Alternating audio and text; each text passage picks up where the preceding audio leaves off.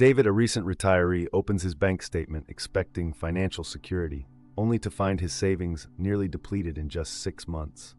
Flashbacks show impulsive purchases, a luxury watch still in its box, unused golf club subscriptions, and excessive restaurant bills. The camera lingers on his trembling hands as he calculates how long the remaining $800 will last. This moment of panic sets the stage for a transformative journey, one where every dollar must align with his future happiness. Retirement's initial euphoria, the freedom to spend, travel, and indulge, has curdled into guilt. David declines a fishing trip with friends, ashamed to admit he can't afford it. Superimposed memories reveal his thought process. "I worked hard, I deserve this," as he buys another round of drinks for strangers. The emotional weight becomes physical. We see him rubbing his temples while staring at credit card bills. This isn't the golden years he envisioned. At the local diner, David complains to his friend Margaret about money stress.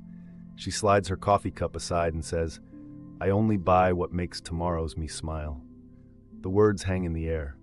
Later that day, David hesitates at a hardware store, holding a $200 power tool. For the first time, he asks himself Margaret's question.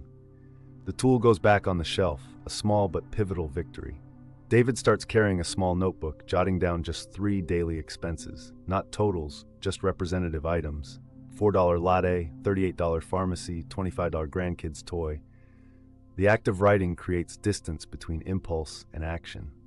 One evening, he notices a pattern: 5 consecutive days of convenience store snacks. "These aren't making tomorrow's me smile," he mutters, circling them in red.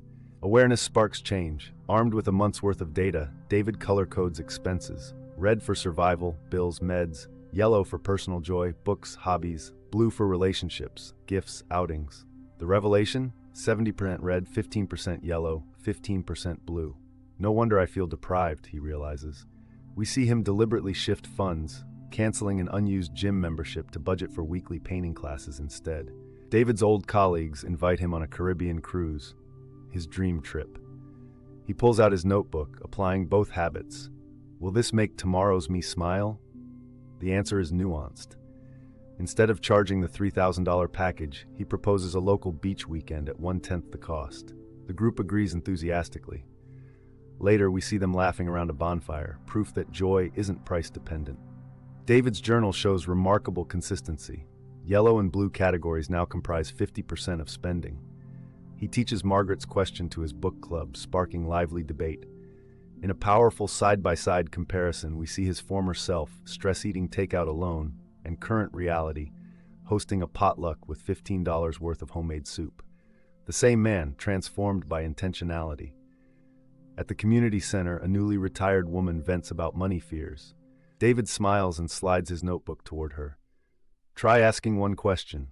The camera pulls back as she repeats, "Will this make tomorrow's me smile?" echoing Margaret's intonation from scene 3. The hourglass motif reappears, now upright with sand flowing upward, symbolizing reclaimed time and purpose.